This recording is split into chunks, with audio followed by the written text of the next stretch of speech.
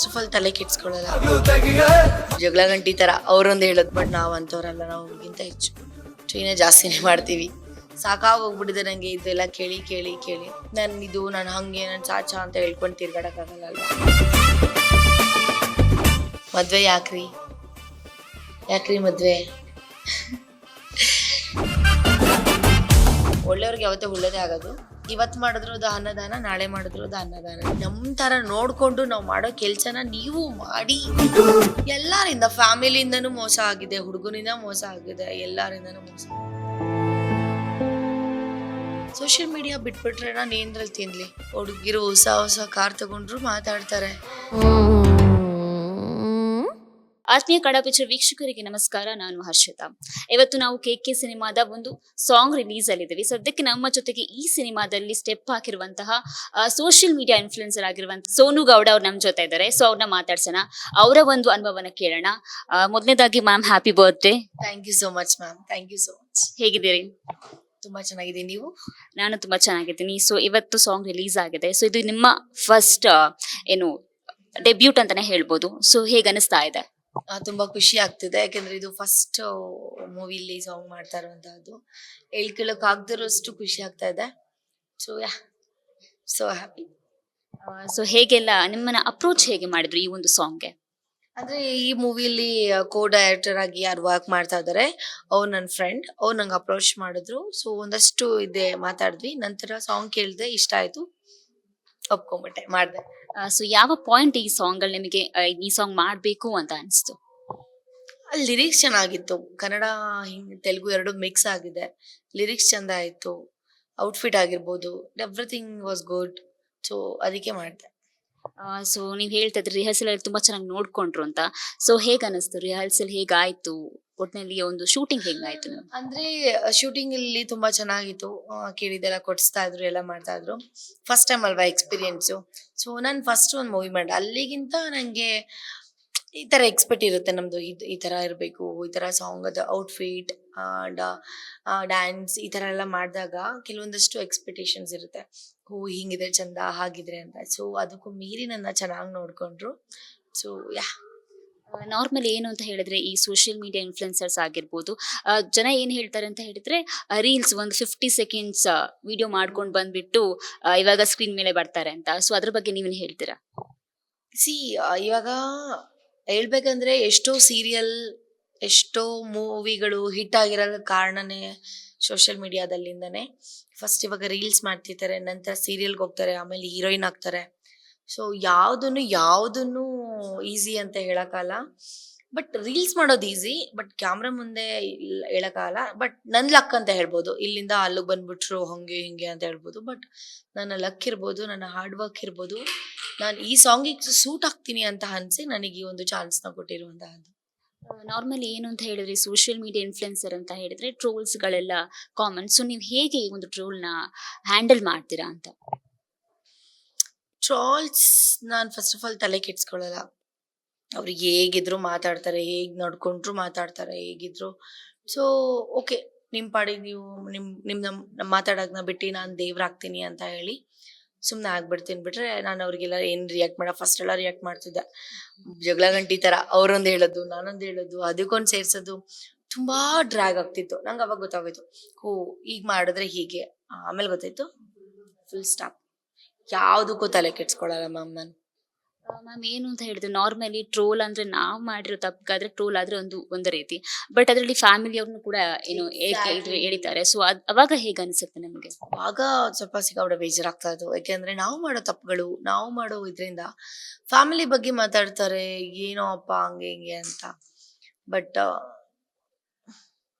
ಅವ್ರಿಗೆ ಅನ್ಸಿರ್ಬೋದು, ಮೋಸ್ಟ್ಲಿ ಇವ್ರ ಫ್ಯಾಮಿಲಿ ಬಗ್ಗೆ ಮಾತಾಡಿದ್ರೆ ಇವ್ರು ರೀಲ್ಸ್ ಮಾಡಿದ್ರೆ ಬಿಟ್ಬಿಡ್ಬೋದು ಅಂತ. ಬಟ್ ನಾವ್ ಅಂತವ್ರಲ್ಲ, ನಾವು ಅವ್ರಿಗಿಂತ ಹೆಚ್ಚು ಟ್ರೈನೇ ಜಾಸ್ತಿನೇ ಮಾಡ್ತೀವಿ.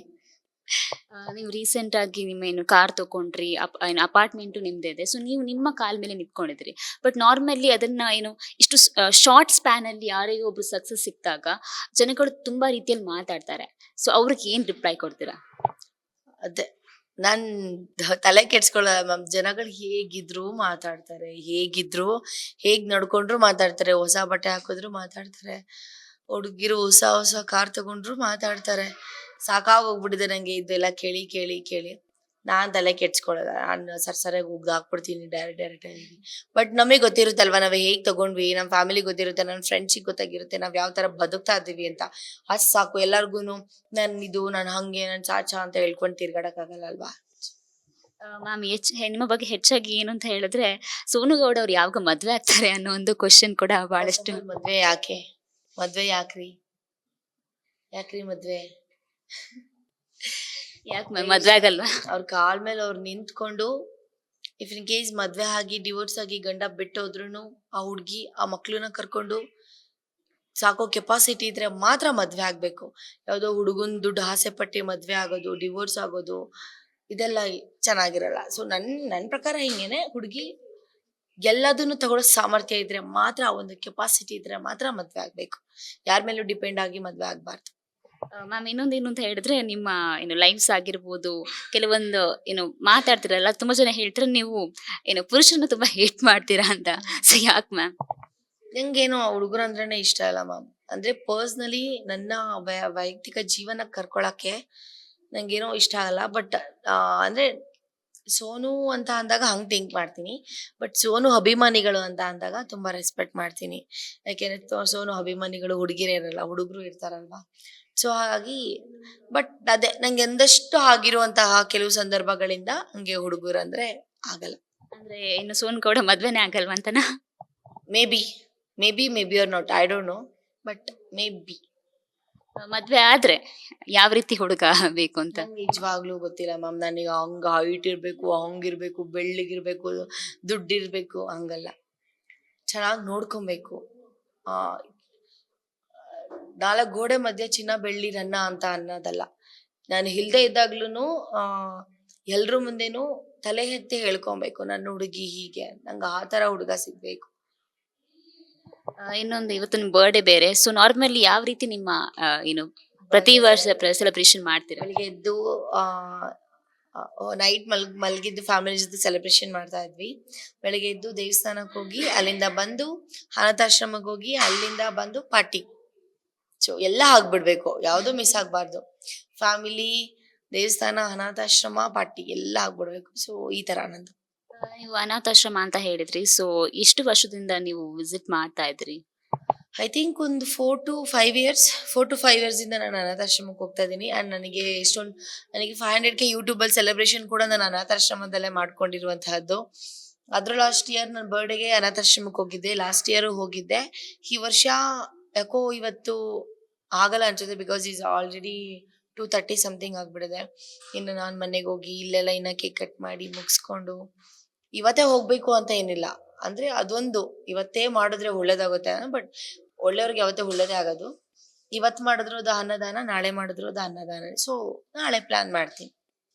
ಬಟ್ ಏನು ಅಂತ ಮ್ಯಾಮ್, ನೀವು ಯಾವುದೇ ಒಳ್ಳೆ ವಿಚಾರ ಮಾಡಿದ್ರು ಕೂಡ ಅದು ಸೋಷಿಯಲ್ ಮೀಡಿಯಾದಲ್ಲಿ ನೆಗೆಟಿವ್ ಆಗಿ ಪೋಟ್ರೆ ಆಗುತ್ತೆ, ಸುಮ್ಮನೆ ತೋರ್ಸ್ಕೊಳಕ್ಕೋಸ್ಕರ ಮಾಡ್ತಾ ಇದ್ದಾರೆ ಅಂತ. ಸೊ ಅದ್ರ ಬಗ್ಗೆ ಏನ್ ಹೇಳ್ತೀರಾ? ತೋರ್ಸ್ಕೊಳಕ್ಕೋಸ್ಕರ ಯಾರು ಮಾಡಲ್ಲ. ನಮ್ ತರ ನೋಡ್ಕೊಂಡು ನಾವ್ ಮಾಡೋ ಕೆಲ್ಸನ ನೀವು ಮಾಡಿ ಅಂತ ಹೇಳಕ್ಕೋಸ್ಕರ ನಾನು ಮಾಡ್ತಾ ಇರೋದು. ಅದು ಏನ್ ಸೋನು ಏನ್ ಮಾಡ್ಲಿ, ಊಟ ಮಾಡ್ಲಿ, ಏನು ನೀರ್ ಕುಡಿಲಿ, ಏನೋ ಮಾಡಿದ್ರು ಅದು ನ್ಯೂಸೇನೆ. ಅದ್ಯಾಕೆ ಮ್ಯಾಮ್ ನೀವೇ ಎಲ್ಲರಿಗೂ ಟಾರ್ಗೆಟ್ ಅಂತ? ಅದೇ ಸೋನು ಜೊತೆ ಮಾಡಿದ್ರೆ, ಸೋನು ಹೆಸರು ತಗೊಂಡ್ರೆ ವ್ಯೂಸ್ ಬರುತ್ತೆ, ಲೈಕ್ಸ್ ಬರುತ್ತೆ, ಆತರ. ಮ್ಯಾಮ್ ಇನ್ನೊಂದು ಏನು ಅಂತ ಹೇಳಿದ್ರೆ, ನೀವು ದರ್ಶನ್ ಸರ್ ಅಭಿಮಾನಿ ಕೂಡ. ಸೊ ಒಂದ್ ವೇಳೆ ಅವ್ರು ಇವತ್ತಿದ್ರೆ ನೀವು ಈ ಈವೆಂಟಿಗೆ ಕರೆಸ್ತಾ ಇದ್ರ ಅವ್ರು? ಡೆಫಿನೆಟ್ಲಿ ಐ ಸ್ವೇರ್ ನಾನು ಹ್ಯಾಡ್ ಫನ್. ಅದು ಅವ್ರಿಗೂ ಗೊತ್ತು ನಾನು ಅವ್ರ ಬಗ್ಗೆ ಎಷ್ಟು ವಿಡಿಯೋ ಮಾಡಿದ್ದೀನಿ ಅಂತ. ಸರ್ ಡೆಫಿನೆಟ್ಲಿ ನಾನು ಗೊತ್ತಿರ್ತೀನಿ. ನನಗೆ ಯಾರ್ದಾದ್ರು ಕಾಲು ಕೈ ಹಿಡ್ದಾದ್ರೂ ಸರ್ ಪ್ಲೀಸ್ ನನಗೋಸ್ಕರ ಬನ್ನಿ ಸರ್ ಅಂತ ಕರ್ಕೊಂಡ್ಬರ್ತಿದ್ದೆ. 100% ಕರ್ಕೊಂಡ್ಬರ್ತಿದ್ದೆ ಮ್ಯಾಮ್. ಬಹುಶಃ ಅವ್ರದ್ದು ಕೂಡ ಪರಿಸ್ಥಿತಿ ಕೂಡ ಹಾಗೇನೆ. ಸೊ ಅವ್ರ ಕೆಟ್ಟ ಟೈಮಲ್ಲೂ ಕೂಡ ಅವ್ರನ್ನು ಕೂಡ ಹಂಗೆ ಮಾಡ್ತಾ ಇದ್ದಾರೆ. ಸೊ ಅದ್ರ ಬಗ್ಗೆ ಏನ್ ಹೇಳ್ತಾರೆ? ಅದೇ ಮ್ಯಾಮ್, ತುಂಬಾ ಜನ ಯೂಸ್ ಮಾಡ್ಕೊಂಡ್ರು. ಬಟ್ ಪಾಪ ಅವ್ರ ಕಷ್ಟ ಅಂದಾಗ ಯಾರು ಸಪೋರ್ಟ್ ಮಾಡ್ತಿಲ್ಲ. ಇಟ್ಸ್ ಓಕೆ, ಟೈಮ್ ಎಲ್ಲದನ್ನು ಕಲಿಸುತ್ತೆ. ಇವಾಗ ಅವರು ಇದರಿಂದ 2 ವರ್ಷದಿಂದ ಏನ್ ಕಷ್ಟ ಆಗ್ತಾ ಇರುತ್ತೆ, ಏನ್ ತಿತ್ಕೊಬೇಕು, ಯಾರನ್ನ ಎಷ್ಟು ಮಾತಾಡ್ಸ್ಬೇಕು. ನಾನೇ ಒಬ್ರಿಗೆ ಸಪೋರ್ಟ್ ಮಾಡಿದಾಗ ನನ್ನ ಜೊತೆ ಹೇಗಿರ್ತಾ ಇದ್ರು. ಕೆಲವೊಬ್ರು ಹೇಳ್ತಾರಲ್ಲ, ನನ್ನ ಮಗ, ನನ್ನ ಫ್ರೆಂಡು ಹಂಗೆ ಹಿಂಗೆ ಯಾರು ಬಂದಿಲ್ಲ ಇವಾಗ. ಮಗ, ಅಮ್ಮ ಬಂದಿಲ್ಲ, ಫ್ರೆಂಡ್ ಬಂದಿಲ್ಲ, ತಾತ ಬಂದಿಲ್ಲ, ಯಾರು ಬಂದಿಲ್ಲ. Family, main family, friends. So yeah. ನೀವೇನಾದ್ರೂ ಮೋಸ ಹೋಗಿದ್ದಿದ್ಯಾ ಮ್ಯಾಮ್ ಇಷ್ಟೊಂದು ಎಕ್ಸ್ಪೀರಿಯನ್ಸ್? ತುಂಬಾ ಎಕ್ಸ್ಪೀರಿಯನ್ಸ್ ಎಲ್ಲರಿಗೂ ಆಗಿರುತ್ತೆ ಮ್ಯಾಮ್. ಏನು ದುಡ್ಡಿನ ವಿಷಯದಲ್ಲಾಗಿರ್ಬೋದು, ಹುಡುಗನ ವಿಷಯದಲ್ಲಾಗಿರ್ಬೋದು, ಎಲ್ಲರಿಂದ ಫ್ಯಾಮಿಲಿಯಿಂದನೂ ಮೋಸ ಆಗಿದೆ, ಹುಡುಗನಿಂದ ಮೋಸ ಆಗಿದೆ, ಎಲ್ಲರಿಂದನೂ ಮೋಸ. ಮ್ಯಾಮ್ ಏನು ಅಂತ ಹೇಳಿದ್ರೆ ರೀಲ್ಸ್ ಅಲ್ಲಿ ನಾವು ಮಾಡೋದಿರೋದು, ಅದ್ರ ಜೊತೆಗೆ ನಾವು ವಿಡಿಯೋ ಅಂದ್ರೆ ಈ ರೀತಿ ಕ್ಯಾಮ್ರಾ ಫೇಸ್ ಮಾಡೋದಿರೋದು ತುಂಬಾ ಡಿಫ್ರೆನ್ಸ್ ಇರುತ್ತೆ. ಸೊ ಹೇಗೆ ಅನಿಸ್ತು ಅದು? ಸಿಕ್ಕಾಪಟ್ಟೆ ಇರುತ್ತೆ ಮ್ಯಾಮ್. ಇನ್ನು ಒಂದು ಫೋನ್ ಇಟ್ಬಿಟ್ಟು ರಿಂಗ್ ಲೈಟಲ್ಲಿ ವಿಡಿಯೋ ಮಾಡೋದೇ ಬೇರೆ. ಆನ್ ಕ್ಯಾಮ್ರಾ ಅವರು ಹೇಳೋ ಆಕ್ಷನ್ಗೆ ಭಯ ಆಗ್ತಿರುತ್ತೆ. 1000 ಜನ ನೋಡ್ತಿರ್ತಾರೆ ನಮ್ಮನ್ನ. ಗೊತ್ತಲ್ಲ ಸೆಟ್ಟಲ್ಲಿ ಯಾವ ಥರ ಇರ್ತಾರೆ ಅಂತ. ಸೊ ಎಲ್ಲ ಆದಾಗ ಐ ವಾಸ್ ಲೈಕ್ ಅನಿಸ್ತು, ಓ ಸಿಕ್ಕಾಪಟ್ಟೆ ಇದಪ್ಪ ಅಂತ. ಅದರಲ್ಲೂ ಐಟಮ್ ಸಾಂಗ್ ಬೇರೆ, ಔಟ್ಫಿಟ್ ಆ ಥರ ಹಾಕೊಂಡಿರ್ತೀವಿ, ಹುಡುಗರು ಆ ಥರ ಡ್ಯಾನ್ಸ್ ಮಾಡ್ತಿರ್ತಾರೆ. ಎಲ್ಲೋ ಒಂದ್ ಕಡೆ ಮುಜುಗರ ಆಯಿತು. ಬಟ್ ಇಟ್ಸ್ ಓಕೆ, ನಾನು ತೋರಿಸ್ಕೊಬೇಕು ಅಂತ ಹೇಳಿ. ಮ್ಯಾಮ್ ಕಾಮನ್ ಆಗಿ ಏನು ಅಂತ ಹೇಳಿದ್ರೆ ಟ್ರೋಲ್ ಆಗಿರ್ಬೋದು ಅಥವಾ ಕ್ರಿಟಿಸಿಸಮ್ ಆಗಿರ್ಬೋದು ಓಕೆ ಅಂತದೆ. ಬಟ್ ಅದಕ್ಕಿಂತ ಕೆಲವೊಂದು ಏನು ಅಂತ ಹೇಳಿದ್ರೆ ತುಂಬಾ ಪರ್ಸನಲ್ ಆಗಿ ಹೋಗ್ತಾರೆ. ಸ್ಲಟ್ ಶೇಮಿಂಗ್ ಆಗಿರ್ಬೋದು, ಕ್ಯಾರೆಕ್ಟರ್ ಅಸಾಸಿನೇಷನ್ ಆಗಿರ್ಬೋದು. ಸೊ ಯಾವತ್ತಾದ್ರೂ ಏನೋ ಈ ಫೀಲ್ಡೇ ಬೇಡ ಅಂತ ಅನ್ಸಿದ್ಯಾ? ಎಕ್ಸಾಕ್ಟ್ಲಿ ಅನ್ಸಿದೆ. ಬಟ್ ನನ್ನ ರನ್ನಿಂಗ್ಸ್ ಇದಲ್ವಾ, ಈ ಫೀಲ್ಡ್ ಬೇಡ ಅಂತ ನಾನು ಇಂಡಸ್ಟ್ರಿ ಬಿಟ್ರೆ ಸೋಷಿಯಲ್ ಮೀಡಿಯಾ ಬಿಟ್ಬಿಟ್ರೆ ನಾನು ಏನ್ರಲ್ಲಿ ತಿನ್ಲಿ? ಹಂಗಂತ ಹೇಳ್ಬಿಟ್ಟು ನನ್ನ ಹತ್ರ ಇಲ್ವೇ ಇಲ್ಲ, ನಮ್ಮ ಅಪ್ಪ ಮಾಡಿದ್ದೆ ನಾನು ಕುತ್ಕೊಂಡು ತಿನ್ಬೋದು. ಬಟ್ ನಂದು ಅಂತ ಏನಿದೆ? ನಂದು ಅಂತ ಏನಾದ್ರು ಇರ್ಬೇಕಲ್ವಾ? ಮುಂದೆ ನನ್ ಮದ್ವೆ ಆಗಿಲ್ಲ ಅಂತಂದ್ರು, ನನ್ನ ಮಗುನ ದತ್ತಕ್ ತಗೊಂಡಿರೋದು ಸಾಕ್ಬೇಕಂದ್ರು ನನ್ನ ಹತ್ರ ಏನಾದ್ರು ಇರ್ಬೇಕಲ್ವಾ? ಸೊ ನೀವು ದತ್ತು ತಗೊಳ್ಳೋ ಪ್ಲಾನ್ ಅಲ್ಲಿ ಇದ್ದೀರಿ ಅಂತ? ಇಲ್ಲ, ಹೇಳಿದ್ದು ಇಫ್ ಇನ್ ಕೇಸ್ ಮದ್ವೆ ಆದ್ರೆ ಇಲ್ಲ, ಆಗಿಲ್ಲ ಅಂದ್ರೆ ಅಫ್ಕೋರ್ಸ್. ಕೊನೆಯದಾಗಿ ಮ್ಯಾಮ್ ಆಡಿಯನ್ಸ್ಗೆ ಈ ಸಾಂಗ್ ಬಗ್ಗೆ ಏನ್ ಹೇಳಕ್ ಇಷ್ಟಪಡ್ತೀನಿ? ಎಸ್, ನನ್ನ ಪ್ರೀತಿಯ ಅಭಿಮಾನಿಗಳಿಗೆ ನಾನು ಹೇಳೋದೊಂದೇ ಮಾತು, ಸಾಂಗ್ ರಿಲೀಸ್ ಆಗಿದೆ, ದಯವಿಟ್ಟು ಯೂಟ್ಯೂಬಲ್ಲಿ ನೋಡಿ, ಆದಷ್ಟು ಶೇರ್ ಮಾಡಿ. ಆ್ಯಂಡ್ ಸಾಂಗ್ ಹೇಗೆ ಅನಿಸ್ತು ಅಂತ ಅಂದ್ಬಿಟ್ಟು ದಯವಿಟ್ಟು ನಿಮ್ಮ ಕಮೆಂಟ್ಸ್ ಮುಖಾಂತರ ತಿಳಿಸಿ. ನಿಮ್ಮ ಒಂದು ಕಮೆಂಟ್ಸ್ ನನಗೆ ತುಂಬ ತುಂಬ ತುಂಬ ಇಂಪಾರ್ಟೆಂಟ್. ನೆಗೆಟಿವ್ ಆಗಿರ್ಬೋದು, ಪಾಸಿಟಿವ್ ಆಗಿರ್ಬೋದು, ಏನಾದ್ರು ತಿದ್ಕೊಳ್ಳೋದಿದ್ರೆ ತಿದ್ಕೋತೀನಿ, ಚೆನ್ನಾಗಿ ಮಾಡಿದೆ ಅಂತ ಮಾಡಿದ್ರೆ ಖುಷಿ ಪಡ್ತೀನಿ. ಸೊ ನೋಡಿದ್ರಲ್ಲ ವೀಕ್ಷಕರೇ, ಇದಾಗಿತ್ತು ಸೋನು ಗೌಡ ಅವರ ಮಾತು. ಕ್ಯಾಮ್ರಾ ಪರ್ಸನ್ ಸೂರಜ್ ಜೊತೆ ಹರ್ಷದ, ಕನ್ನಡ ಪಿಕ್ಚರ್.